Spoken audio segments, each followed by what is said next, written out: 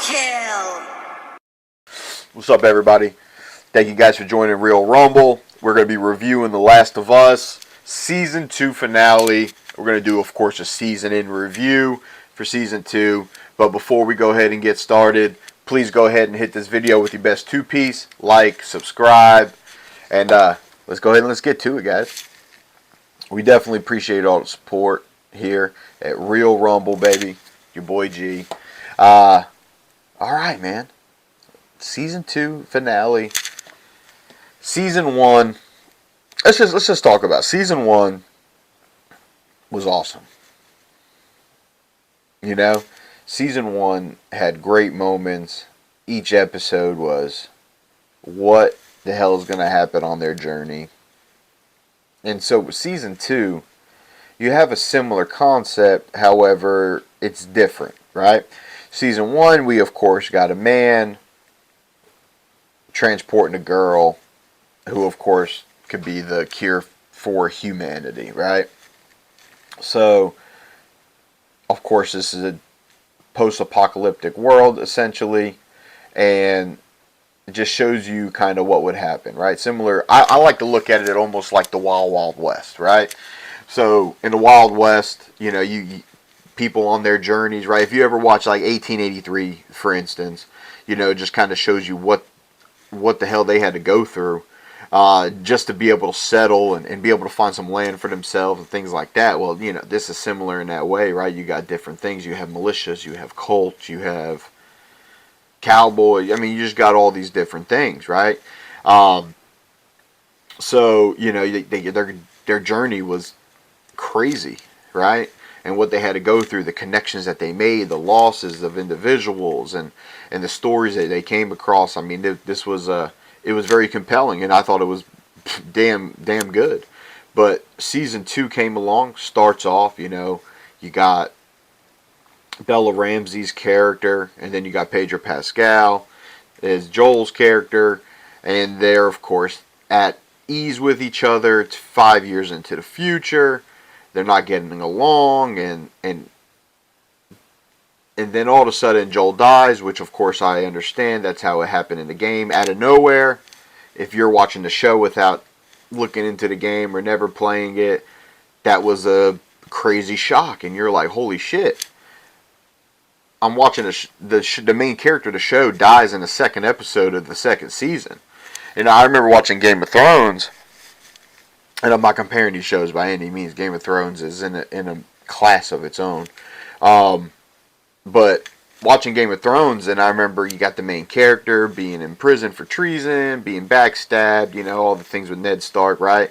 And then he actually dies, and you're like, what the fuck? What the fuck? The main character of the show is dead. Where the hell are they going to go from there? And then the show got better. It got better. And it's because it had characters that were so compelling. You had so many characters that you were curious what was going on. And, of course, the dialogue, the storytelling was just fantastic. Now, with this show, besides Joel and besides Ellie, there's not many characters that are... Besides Tommy, I do like Tommy. But besides that, there's really not many characters that really have you saying, oh, I want to see what the hell they got going on this week, right? Or what the hell they're going to get into. That's why Supernatural lasted as long as it did. 15th season is because people were like, what the hell are the Winchesters getting into this week? Right? And then they, of course, added characters along the way that, of course, people fell in love with. Cass and Garth and different people like that, right? But for the most part, it was like, what the hell are these two characters going on? Well, then now you take out one of the characters, and then, of course, you have to put it on Bella Ramsey's shoulders, and Bella Ramsey's, I feel, just doesn't necessarily have that star power to carry probably an HBO show, but, you know, I think that overall it's okay so far. Season 2 was okay. Nowhere near as great as Season 1 was. I gave Season 1, of course, a 9 out of 10. I thought that was just a great show. This season, my overall ranking for it's a 6. I've had good episodes, had bad episodes. But I honestly thought one of the driving points that push people away from the show is when they started adding all that woke shit. You know, personally, you know, hey, you do what makes you happy. I mean, seriously. But I don't think you need to be jamming certain things down people's throats. It just doesn't. I understand. Like Ellie and her character, she's gay. So fucking what? She's gay.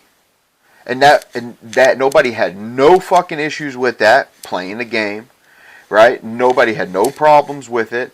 But the problem is when you start changing things just for the sake of changing things, just to fit an agenda, that shit needs to quit. That shit right there is what is turning great products and turning them bad. Marvel's doing the same thing.